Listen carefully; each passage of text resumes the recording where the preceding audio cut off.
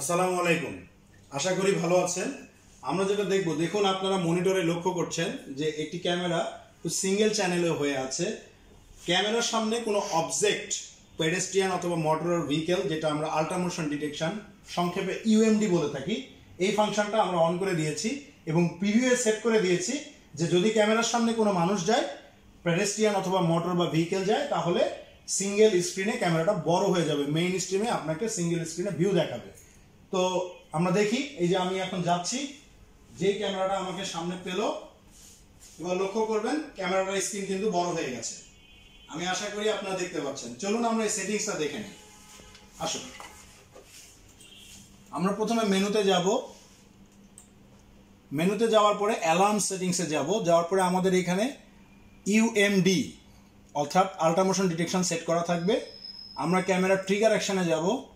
আমাদের চ্যানেল যেটা প্রিভিউতে ক্লিক করব এবং আমাদের এই প্রিভিউটা A1 সিলেক্ট করা আছে, ওকে করে দেব। এবং এখান থেকে কিন্তু আমরা এই যে ড্র করে দিয়েছি একটা এরিয়া।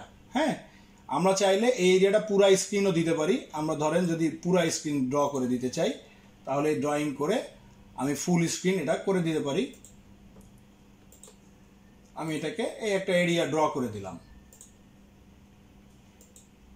আপনারা চাইলে ক্ষুদ্র ক্ষুদ্র, এটা হচ্ছে সিন 1, আমি এভাবে 4টা ড্রয়িং করতে পারি চাইলে। হ্যাঁ, তো আপনারা এক এক করে এখানে অনেকগুলি ড্রয়িং দিতে পারেন। আপনারা চাইলে ক্ষুদ্র ক্ষুদ্র কর্নার বা যেমন এই অবজেক্টের এখানে কে আসছে, কে চলে যাচ্ছে, এই জিনিসটা যদি আপনারা করতে চান, সেক্ষেত্রেও আপনারা ড্র করে দিতে পারেন। তারপরে আপনারা অ্যালার্মটাকে অবশ্যই অ্যাপ্লাই করে দেবেন। অ্যাপ্লাই করার পরে আপনারা এই যে ট্রিগার অ্যাকশন যেটা আছে, আমি তো বললামই প্রিভিউ, মাস্ট প্রিভিউ সেট করতে হবে এবং তারপরে আপনারা বেরিয়ে যাবেন। আর্মিং শিডিউলে সব কপি, অ্যাপ্লাই, ওকে। আর এই সেন্সিটিভিটিটা অবশ্যই আপনারা এখানে 80% করে দেবেন। অ্যালার্মের ইস্যুটা তো তেমন কিছু নয়। পেডেস্ট্রিয়ান এবং মোটর ভেহিকেল ওকে করা থাকতে হবে, ঠিক আছে। এবং সবচাইতে ইম্পর্টেন্ট পার্ট, যদিও লাস্টে বলছি, এই জন্য আপনাদেরকে আমরা অনুরোধ জানাই যে ভিডিওটা দেখতে।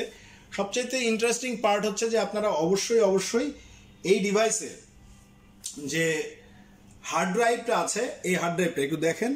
এই ডিভাইসের যে হার্ড ড্রাইভটা আছে, এটা কিন্তু অবশ্যই ইনস্টল থাকতে হবে। হার্ড ড্রাইভ যদি ইনস্টল না থাকে, আপনার কিন্তু এই ফাংশন ওয়ার্ক করবে না। সো আশা করি আপনারা বুঝতে পেরেছেন। ভালো থাকবেন। আসসালামু আলাইকুম।